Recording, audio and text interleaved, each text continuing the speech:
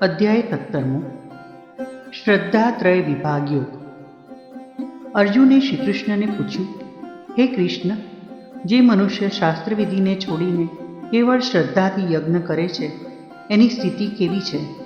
તે સાત્વિકી, રાજસી કે તામસી છે? શ્રી કૃષ્ણે જવાબ આપ્યો, મનુષ્યમાં ઉત્પન્ન થયેલા શ્રદ્ધા સાત્વિકી, રાજસી ને તામસી એ 3 પ્રકારની હોય છે. એ વિશે તું સાંભળ. દરેક મનુષ્યની જેવી શ્રદ્ધા હોય તેવું તેનું સ્વરૂપ પણ હોય છે.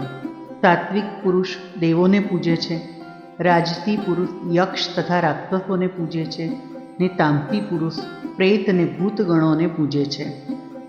જે મનુષ્ય શાસ્ત્રવિધિ રહિત કેવળ મનોકલ્પિત ઘોર તપ કરે છે, દંભ અને અહંકારયુક્ત કામનાઓ અને આસક્તિના બળથી પ્રેરાઈને કેવળ અભિમાનથી યુક્ત છે, તેઓને આસુરી નિશ્ચયવાળા જાણ.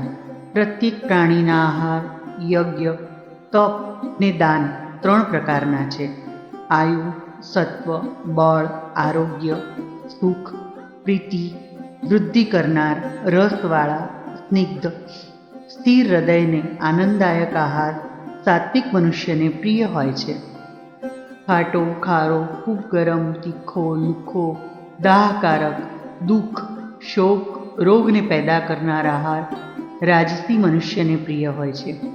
જ્યારે વાસી, ઠંડો, નીરસ, દુર્ગંધવાળો, એઠો, અપવિત્ર આહાર તામસી મનુષ્યને પ્રિય હોય છે.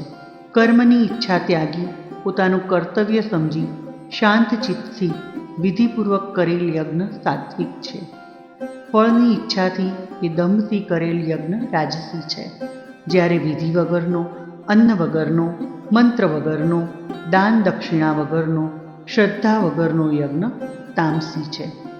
દેવતા, બ્રાહ્મણ, ગુરુ ને વિદ્વાનોનું પૂજન, પવિત્રતા, સરળતા, બ્રહ્મચર્ય, અહિંસા એ શારીરિક તપ છે.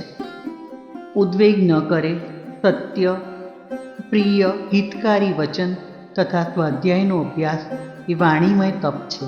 મનની પ્રસન્નતા, સૌમ્યતા, મૌન, આત્મા ઉપરનો કાબુ અને ભાવનાની શુદ્ધિ એ માનસિક તપ છે. ફળની ઈચ્છા વગરનું, પરમ શ્રદ્ધાથી યોગી પુરુષો વડે કરાયેલ એ 3 પ્રકારના તપને સાત્વિક તપ કહે છે.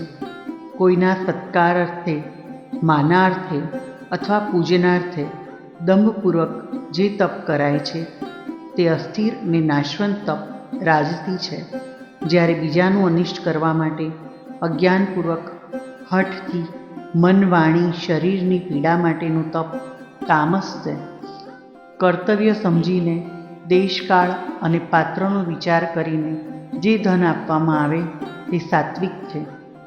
સામાના ઉપકાર અર્થે ફળને ઉદ્દેશીને કચવાતા મનથી જે દાન અપાય છે તે રાજસી છે. જ્યારે અયોગ્ય દેશકાળમાં અપાત્રોને સત્કાર વિના અપમાનપૂર્વક જે દાન અપાય છે તે તામસ છે. ઓમ, તત ને સત 3 શબ્દો પરમાત્માના પર્યાયવાચક છે. બ્રહ્માજીએ બ્રાહ્મણોની ઉત્પત્તિ ઓમમાંથી કરી, તે જ પ્રમાણે વેદ તથા યજ્ઞ પણ ઓમમાંથી સર્જાયા છે. માટે તપ, યજ્ઞ, દાન વગેરે કર્મોમાં શાસ્ત્ર પ્રમાણે વેદને જાણનાર ઓમનો ઉચ્ચાર કરે છે. જે ફળ મેળવવા ઈચ્છતા નથી ને મોક્ષની ઈચ્છા કરે છે તે માણસો કર્મ કરતી વખતે તત્ શબ્દ બોલે છે. સારી ક્રિયાઓ, સારી ઉત્તમ ભાવનાઓ ને ઉત્તમ વિચારોમાં તત્ શબ્દ વપરાય છે. યજ્ઞ, તપ, દાન વગેરે કરતી વખતે જે સ્થિતિ દેખાય છે તેનું વર્ણન તત્ શબ્દથી થાય છે. તેને નિમિત્ત રાખીને જે કાર્ય કરીએ તે પણ સત કહેવાય.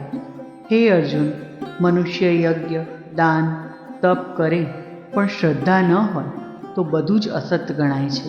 અને આવી રીતે કરેલા અસત કર્મો આ લોકમાં તો ફળ આપતા નથી, પણ તેનું ફળ પરલોકમાં પણ મળતું નથી. ઇતિ શ્રીમદ્ ભગવદ્ ગીતામાં શ્રી કૃષ્ણ અર્જુન વચ્ચે થયેલ સંવાદમાં શ્રદ્ધાત્રય વિભાગ યોગ નામનો 17મો અધ્યાય સંપૂર્ણ. શ્રી કૃષ્ણ કનૈયા લાલ કી જય.